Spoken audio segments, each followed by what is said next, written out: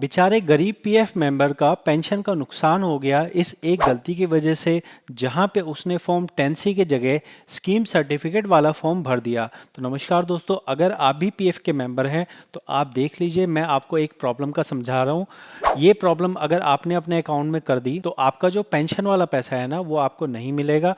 उसकी जगह आपको मिल जाएगा एक सर्टिफिकेट। क्या है पूरी जानकारी, आप इस वीडियो को देखिए, मैं आपको समझा रहा हूँ।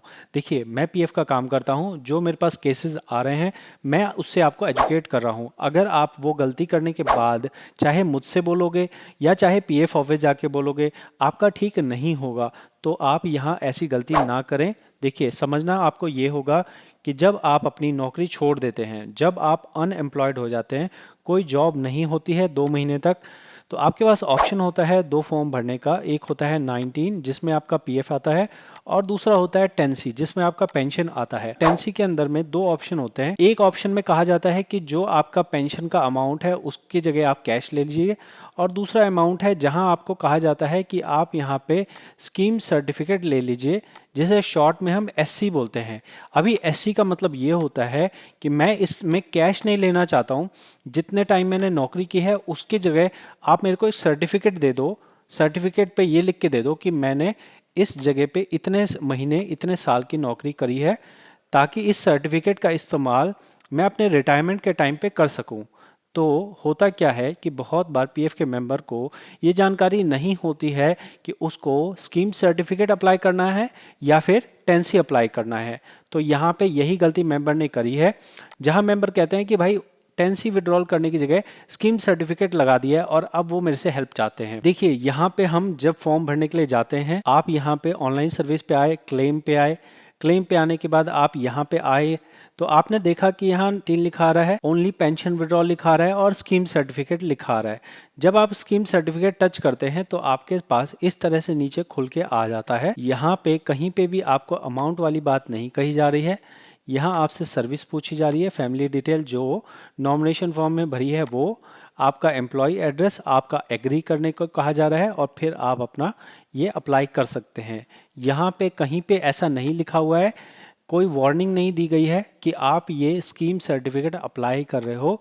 इस स्कीम सर्टिफिकेट मतलब ये है कि आपको पैसा नहीं मिलेगा। ये चीज़ पीएफ ऑफिस वाले इस फॉर्म को सिलेक्ट करने पे बता सकते थे, लेकिन क्योंकि वो सरकारी अधिकारी हैं तो उनमें इतनी समझ नहीं होती है कि कोई व्यक्ति इसे गलती से ऑप्शन सेलेक्ट कर सकता है। आप सभी लोगों ने एक क्लिप तो देखी होगी जहां पे ये इंस्ट्रक्टर है, ये इंस्ट्रक्टर बता रहा होता है कि आपका ये सामने प्लेन बटन है, ठीक है, रेड बटन है, देखो ये है, और ये इसने दबा दिया, ठीक है। तो यहाँ पे क्या हुआ है, यहाँ पे इसी तरह से कुछ एक ऑप्शन आपको दे दिया गया है कि ये है स्कीम सर्टिफिकेट का ऑप्शन। तो आप जो है, आपको अनजान है, आपको नहीं पता है कि उससे क्या होता है। तो क्या होता है, बहुत बार पीएफ के मेंबर उसी को दबा देते हैं, ले भाई ये वाला बढ़िया लग रहा है, इसको दबा देते हैं। और अगर आप उसे दबा देते हैं तो फिर पीएफ ऑफिस वही बात कहता है जो इस वीडियो में कही जा रही है कि आपने आगे क्या बोलो, तो ये बोलता है नहीं दबाना था, ठीक है। तो ये हाल होता है आपके साथ, जहां पे पीएफ ऑफिस आपको एक ऑप्शन दे रहा है, लेकिन उस ऑप्शन से ज़्यादातर पीएफ मेंबर का नुकसान होगा। 99% लोग ऐसा नहीं चाहते हैं कि उन्हें स्कीम सर्टिफिकेट मिल जाए, क्योंकि स्कीम सर्टिफिकेट को संभालना और रखना अपने आप में बहुत बड़ी मुसीबत है। तो इस मुसीबत को कोई मोल नहीं लेना चाहता है, और पीएफ ऑफिस भी इस मुसीबत को मोल नहीं लेना चाहता है। वो भी आपका स्कीम सर्टिफिकेट मैनेज करने के मूड में नहीं रहता है। फॉर्मली कहने के लिए तो ये है कि भाई हाँ आप ले सकते हो, लेकिन आपको इतने चक्कर लगवाए जाएंगे स्कीम सर्टिफिकेट लेने के बाद। पहली बात तो है कि आप उसे मिनिमम 52 साल की एज तक संभाल के रखो, ठीक है। उसके बाद अगर मान लो 52 साल तक आप जी गए, उस दिन तक तो संभाल के रखो, और फिर आपसे 50 कमियां निकल जाएंगी कि वहाँ पे फैमिली डिटेल में ये कमी है, वहाँ आपके नाम में ये कमी है, वहाँ फादर नेम में ये कमी है। तो बहुत सारे लफड़े होते हैं, इसलिए कोई भी मेंबर नहीं चाहता है कि उसको ये स्कीम सर्टिफिकेट मिले। हर मेंबर यही चाहेगा कि भाई साहब वो अपना जो ओनली पेंशन विड्रॉल वाला ऑप्शन है उसको सिलेक्ट कर ले। लेकिन अगर आपसे गलती से स्कीम सर्टिफिकेट सिलेक्ट हो गया और आपका स्कीम सर्टिफिकेट इशू भी हो गया, आपके अकाउंट में लिखा आ गया कि 10C सेटल्ड और स्कीम सर्टिफिकेट इशूड, तो फिर आप उसे कैश में कन्वर्ट नहीं कर सकते हैं। फिर आपका वो मोए मोए हो गया, और मोए मोए हो गया तो अब आप कुछ नहीं कर सकते हैं। अब आप उस सर्टिफिकेट को संभाल के रखिए बहुत ज़्यादा, जैसे आप अपने 10th का सर्टिफिकेट संभाल के रखते हैं, इसी तरह से उसे संभाल के रखिए। अगर आप जी गए 52 या 58 साल तक की एज में, तब आप चक्कर लगाएंगे पीएफ ऑफिस के। और अगर आप नहीं चले तो फिर आपके बच्चे जो हैं वो उस सर्टिफिकेट को लेके चक्कर लगाएंगे। तो ये थी एक रियलिटी। मुझे पता है कि इससे बहुत प्रॉब्लम होती है मेंबर को, इसलिए मैं आपको जागरूक करने के लिए ये वीडियोस बना रहा हूँ।